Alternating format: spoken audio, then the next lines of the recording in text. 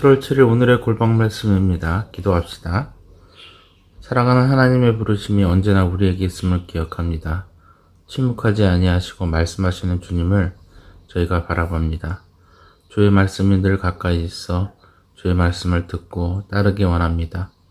멀리 계시지 않고 언제나 우리를 돌보고 계심을 기억합니다. 주여, 저희가 주님을 바라보게 하여 주시옵소서. 주님이 우리를 지키고 계심을 감사하나이다. 예수님의 이름을 기도합니다. 아멘. 본문은 사도행전 10장 23절에서 33절 말씀입니다. 베드로가 불러들여 유숙하게 하니라. 이튿날 일어나 그들과 함께 갈새 요빠에서 온 어떤 형제들도 함께 가니라.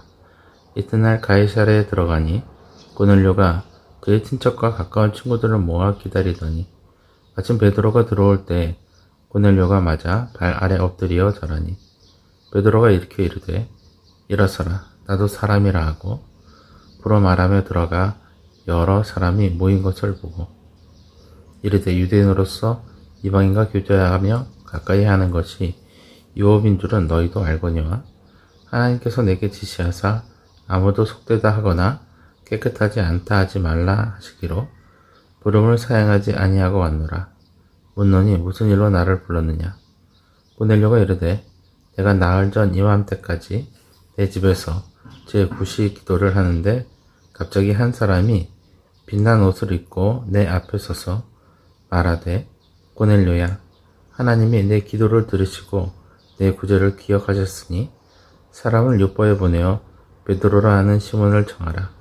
그가 바닷가 보도장이 시몬의 집에 유숙하느니라 하시기로 내가 곧 당신에게 사람을 보내었는데 오셨으니 잘하였나이다. 이제 우리는 주께서 당신에게 명하신 모든 것을 듣고자 하여 다 하나님 앞에 있나이다.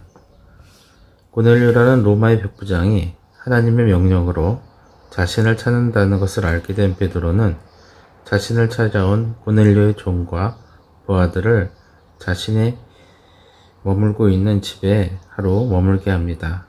아마 밤이 늦어서 바로 요빠로 갈 수 없었기 때문일 것입니다. 베드로가 불러들여 유숙하게 한지라. 이튿날 일어나서 그들과 함께 갈새 요빠에서 온 어떤 형제들도 함께 가니라. 다음날 베드로는 자신이 머물던 요빠에 있는 교회 형제들과 함께 고넬료의 집으로 떠났습니다. 고넬료는 이미 자신의 집에 친척과 친구들까지 모아 기다리고 있었습니다.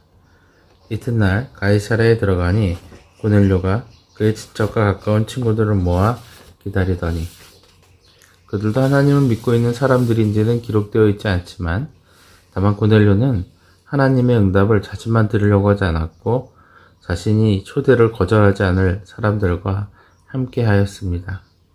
그리고 바라던 응답을 가지고 베드로가 집에 들어서자 주님을 맞이하듯 엎드려 절합니다.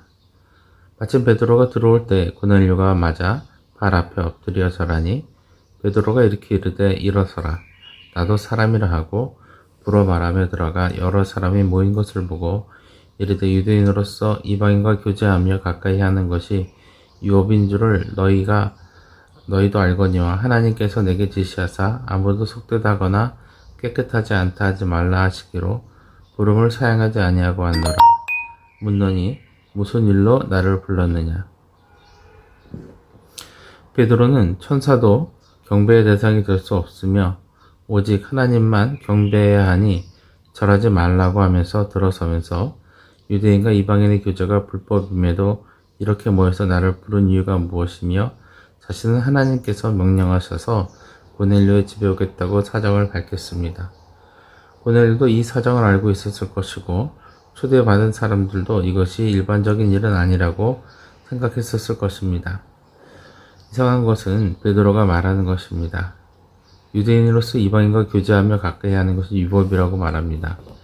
이방인들도 개종을 하면 유대교인이 되어서 유대인으로 인정받을 수 있습니다. 그런데 지금 베드로는 그가 개종하였다고는 생각하고 있지 않거나 아니면은 이렇게 많은 이방인들이 한꺼번에 유대교인이 된 것이 불가능하다고 생각했었을 것입니다. 그러나 고넬료가 사정을 설명하기 시작합니다. 고넬료가 이르되 내가 나흘 전에 이맘때까지 내 집에서 제9시 기도를 하는데 갑자기 한 사람이 빛난 옷을 입고 내 앞에 서서 말하되 고넬료야 하나님이 내 기도를 들으시고 내 구제를 기억하셨으니 사람을 요파에 보내어 베드로라는 시몬을 청하라. 그가 바닷가 무도장이 시몬의 집에 유숙하느니라 하시기로 내가 곧 당신에게 사람을 보내었는데 오셨으니 잘하였나이다. 이제 우리는 주께서 당신에게 명하신 모든 것을 듣고자 하여 다 하나님 앞에 있나이다. 고넬료는 기도하는 가운데 하나님께서 간절히 하나님을 사랑하고 바라면서 살았던 삶에 대해서 하나님께서 구체적인 응답을 위해서 베드로를 부르게 하셨다고 대답하였습니다. 고넬료는 주님께서 베드로에게 주신 말씀이 있다는 것을 알고 있었습니다.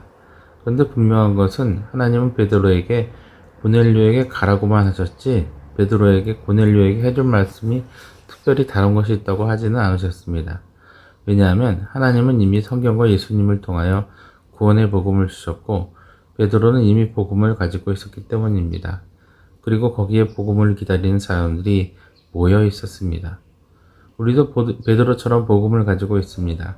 그리고 언젠가는 이 복음을 기다리는 사람들에게 전하러 가야 될 때가 있을 것입니다. 베드로는 이런 일이 매일 일어난다고 하는 것이 아닙니다. 베드로조차도 매일 사람들이 그에게 복음의 초청을 요청한 것이 아니기 때문입니다. 그러나 중요한 것은 그들 마음 가운데 있었던 이방에 대한 거리낌과 선입견에도 불구하고 주님의 복음을 기다리는 자들이 있으며 그들을 위하여서 우리가 복음을 가지고 나가야 할 때가 있다는 것입니다. 그리고 베드로처럼 복음을 간절히 원하는 자, 하나님이 사랑하시는 그들을 만날 때 우리가 분명히 전해야 될 복음이 늘 우리 곁에 있다는 사실을 잊지 않고 준비되어야 했어야 한다는 것입니다. 같이 기도하겠습니다. 사랑하는 하나님, 제가 받은 구원을 주께서 준비하신 그 사랑을 늘 기억하게 하여 주시옵시고 담대히 증거할 수 있게 하여 주시옵시고 잘 증거할 수 있도록 인도하여 주시옵소서. 주님의 은혜와 사랑이 나에게 있음이 숨길 수 없는 증언이 되기 원하나이다. 우리 주 예수 그리스도의 이름으로 기도합니다. 아멘.